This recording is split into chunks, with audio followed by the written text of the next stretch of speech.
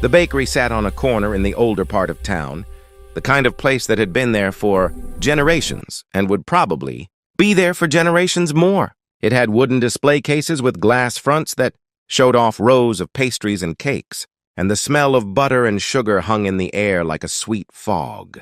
The afternoon light came through the front windows, making everything glow warm and golden. Inside, behind the counter, Mrs. Chen was wiping down the glass when the little girl came in. She couldn't have been more than 6 years old, with blonde hair pulled into 2 pigtails that stuck out at odd angles, as if she'd done them herself that morning. She wore a pink dress with little flowers on it, slightly too big, and she clutched a small canvas bag against her chest with both hands. Her eyes were wide as she looked at all the cakes in the display cases, and she moved slowly, carefully, as if afraid she might break something. Mrs. Chen had owned this bakery for 30 years, and she could tell a lot about people by how they walked through her door. This child walked like someone who knew that treats were special, that you didn't take them for granted, that sometimes you had to save up for something sweet. "Hello, sweetheart," Mrs. Chen said gently, coming around the counter. "Can I help you find something?" The little girl looked up at her with serious blue eyes. "I need to buy a birthday cake," she said, her voice small but determined. "It's for my mama. She's turning 30 tomorrow, and I want to surprise her." "That's very sweet of you," Mrs. Chen said. "What kind of cake does your mama like?" "Chocolate," the girl said immediately. "She loves chocolate. And she likes flowers, so maybe a cake with flowers on it?" She paused, then added quietly, "But I only have $5. She reached into her canvas bag and pulled out a worn $5 bill, holding it up as if it were a treasure, which Mrs. Chen thought it probably was to her. Mrs. Chen's heart squeezed. The cheapest cake in her shop was $25, and that was for a small one. A proper birthday cake with decorations would run at least $40. But looking at this child's hopeful face, she couldn't bring herself to say no. "Let me see what I can do," Mrs. Chen said. "What's your name, honey?" "Lily," the girl said. "My mama's name is Sarah." "Well, Lily, why don't you look at the cakes and tell me which one you think your mama would like best?" Lily pressed her nose to the glass, studying each cake with intense concentration. She pointed to a beautiful chocolate, layer cake with buttercream, flowers cascading down one side. "That one," she breathed. "That one is perfect." Mrs. Chen looked at the cake Lily had chosen. It was one of her special orders, made for a customer who was supposed to pick it up in 2 hours. It cost $75. She was trying to figure out how to gently redirect Lily to something more realistic when the bell above the door chimed and another customer walked in. The man who entered was in his late 30s, with dark hair and the kind of face that would have been handsome if it hadn't looked so tired. He wore a black coat over a dark shirt, and there was something about his posture that spoke of weariness, beyond the physical.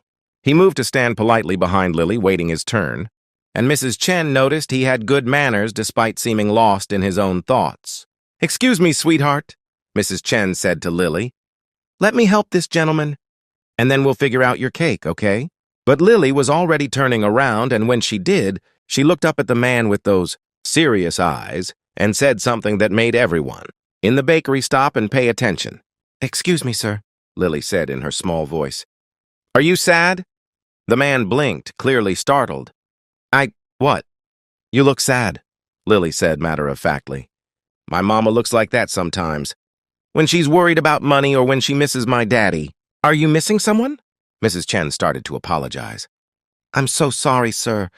Children sometimes—" But the man held up a hand, and his expression had softened in a way that made him look younger. He crouched down so he was at Lily's eye level. "You know what?" he said quietly. "I am a little sad. I am missing someone. How did you know?" "Your eyes," Lily said simply. "They look lonely." The man let out a breath that might have been a laugh or might have been something else. "You're very perceptive." "What's your name?" "Lily." "I'm Daniel," he said. "Nice to meet you, Lily. What brings you to the bakery today?" "I'm buying a birthday cake for my mama," Lily said proudly, holding up her $5 bill again. "She's turning 30 tomorrow, and I saved up my allowance for 3 months. I want to get her that chocolate cake with the flowers because chocolate is her favorite and she works really hard and she deserves something." "Beautiful," Daniel looked at the $5, then at the cake Lily had pointed to, and Mrs. Chen saw understanding cross his face. He straightened up and met Mrs. Chen's eyes over Lily's head. And something passed between them, a recognition of the situation and what it meant. "That's a beautiful cake," Daniel said. "Your mom is lucky to have such a thoughtful daughter." "The thing is," Lily said, her voice dropping to a whisper, "I don't think $5 is enough. But it's all I have. Mrs. Chen is trying to help me figure out what to do." Daniel was quiet for a moment. Then he reached into his pocket and pulled out his wallet. "You know what, Lily? Today is actually my birthday, too." Lily's eyes widened. "Really?" "Really," Daniel said. "I turned 39 today, and I was just thinking on my way here that I didn't have anyone to celebrate with, that I'd probably just go home to my empty apartment and have a quiet evening alone. But you've given me an idea. What if we share that cake? You take it for your mama's birthday tomorrow, and I'll consider it my birthday cake, too. We can be birthday cake partners." Lily frowned, thinking hard. "But that's your birthday cake. You should have it." "I think," Daniel said gently, "that giving your mom a beautiful birthday cake would make me happy. It would make my birthday special to know I helped make someone else's birthday special. Would that be okay with you?" Lily looked uncertain. "But I should pay for it. I have $5. "I'll tell you what," Daniel said. "You give me your $5 and I'll add the rest. It'll be a team effort. Deal?" He held out his hand, and after a moment, Lily shook it solemnly. She handed over her $5 bill, and Daniel gave it to Mrs. Chen along with his credit card. "I'd like to purchase that chocolate cake with the flowers," he said. "And please add whatever else $5 would buy. Maybe some cupcakes or cookies?" Mrs. Chen, who'd been watching this exchange with tears in her eyes, nodded. "I'll box up some of our fresh chocolate chip cookies. They're Lily's contribution to the order." While Mrs. Chen boxed up the cake and cookies, Daniel sat down at one of the small cafe tables, and Lily climbed onto the chair across from him. "Why are you alone on your birthday?" Lily asked with the directness only children possess. Daniel smiled sadly. "Well, I work a lot. I run a company, which means I'm very busy. And somewhere along the way, I forgot to make time for friends and family. My parents passed away a few years ago, and I don't have any brothers or sisters. I used to have friends, but I was so focused on work that I stopped calling them back, stopped making plans. And now, when I look around, I realize I'm all alone. It sort of snuck up on me." "That's sad," Lily said. "Everyone should have someone on their birthday." "You're right," Daniel agreed. "What about you? Where's your dad? Is he helping plan your mom's birthday surprise?" Lily's face fell. "My daddy died when I was 3. I don't remember him much, just a little bit. Just how he used to sing to me before bed. Mama says he loved us very much, but he got sick and couldn't get better." "I'm so sorry, Lily," Daniel said, and his voice was thick with emotion. "That must be very hard." "It is," Lily said. "Mama works 2 jobs now so we can have our apartment and food and stuff. She works at a restaurant during the day and cleans offices at night. She's always tired. But she still reads to me before bed and helps me with my homework. That's why I wanted to get her a really special cake. She deserves something that makes her smile." Daniel had to look away for a moment, and Mrs. Chen, who was listening while she finished boxing the order, had to wipe her eyes with her apron. "Your mama is very lucky to have you," Daniel finally said.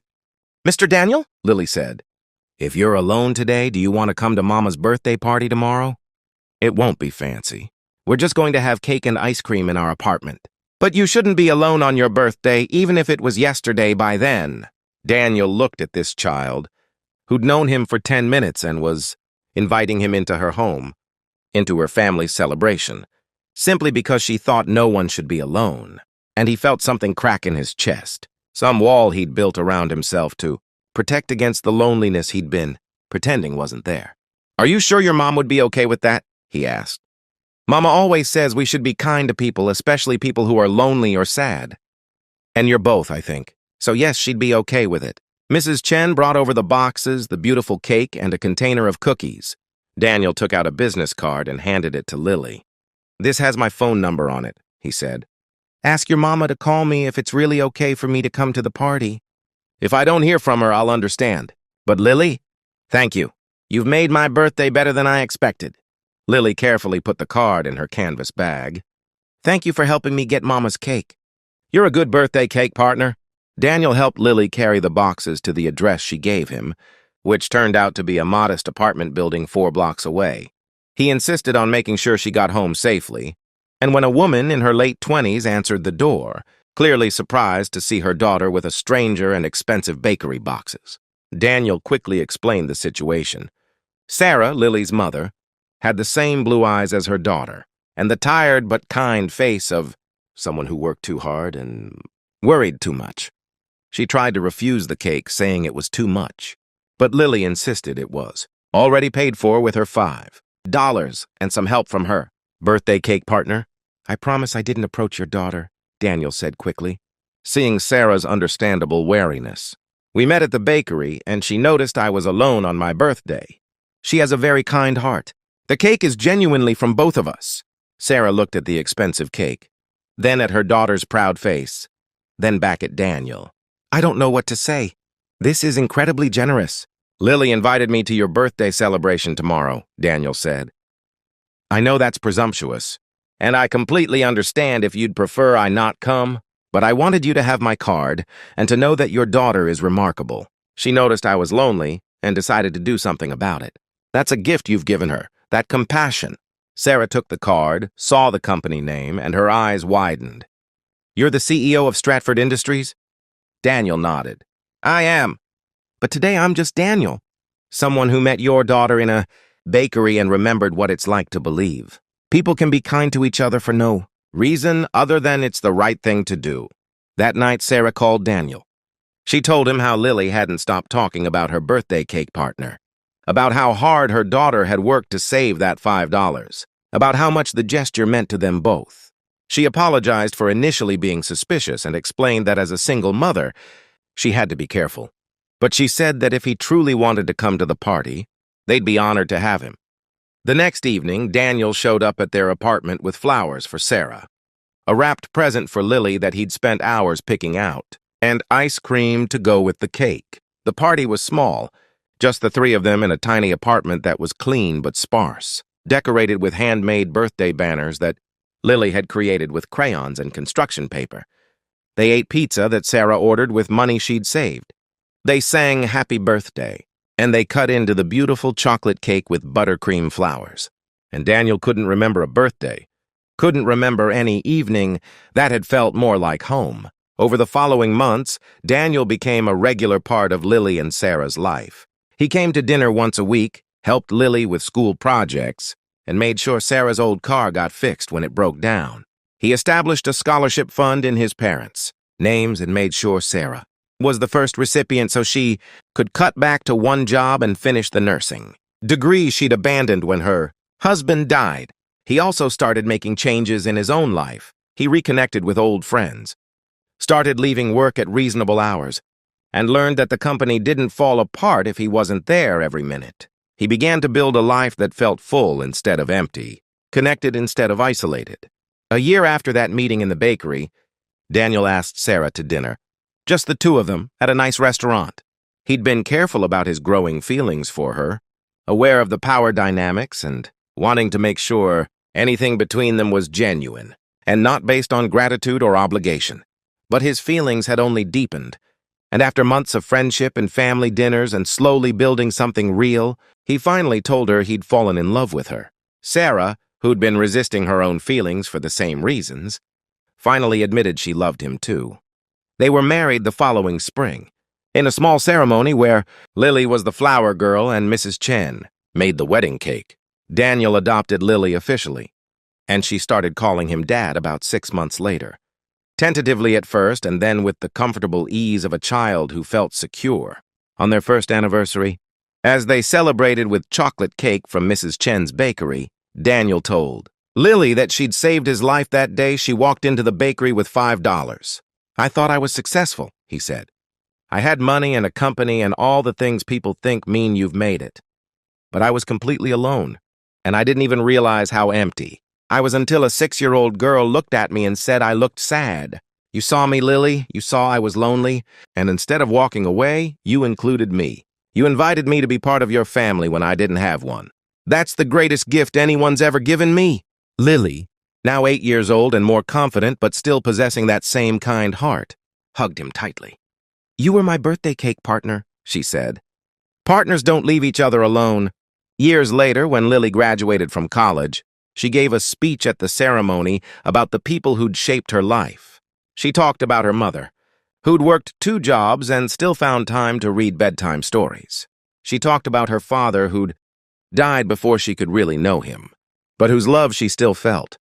And she talked about the day she'd saved $5 to buy her mother a birthday cake and had met a lonely man in a bakery who became her dad. "He taught me that success means nothing if you're alone," Lily said. That the most important things in life are the connections we make with each other. And that sometimes the best things happen when we notice someone is hurting and decide to do something about it. My dad always says I saved his life that day, but the truth is we saved each other. That's what family does. Daniel, sitting in the audience between Sarah and Mrs. Chen, who they'd invited to the graduation, wiped tears from his eyes. He thought about the man he'd been 4 years ago, successful but empty, building an empire but missing everything that mattered. And he thought about the little girl with pigtails, who'd looked at him with serious eyes and asked if he was sad, who'd invited him into her life with no expectation of anything in return. She'd had $5 and a heart full of love, and somehow that had been enough to change everything, to build a family, to teach him that the most valuable things in life can't be bought, only chosen. That loneliness isn't a permanent state, but rather a problem that can be solved with connection and compassion and the courage to let someone in. The bakery where it all started still stands on that corner, in the old part of town. Mrs. Chen, now retired but still visiting the shop her daughter runs, tells the story to customers sometimes about the little girl with $5 and the lonely CEO and the birthday cake that brought them together. It's become part of the neighborhood legend, a reminder that everyday kindness creates ripples we can't always predict, that a child's compassion can heal an adult's broken heart. That family is built not just through blood, but through choosing each other, again and again through all the ordinary and extraordinary moments of life. And that sometimes all it takes to change someone's life is to see that they're hurting and invite them to share a piece of cake, because cake tastes better when it's shared. Just like joy, just like love, just like life itself. That's what Lily taught Daniel in a bakery one afternoon when she had $5, and he had everything except what mattered most. She taught him that the richest life is one filled with people to celebrate with, that success means nothing if you're alone, and that the greatest gift we can give each other is simply to see each other's pain and offer connection. They were birthday cake partners that day, but they became something even better. They became family, and that made all the difference.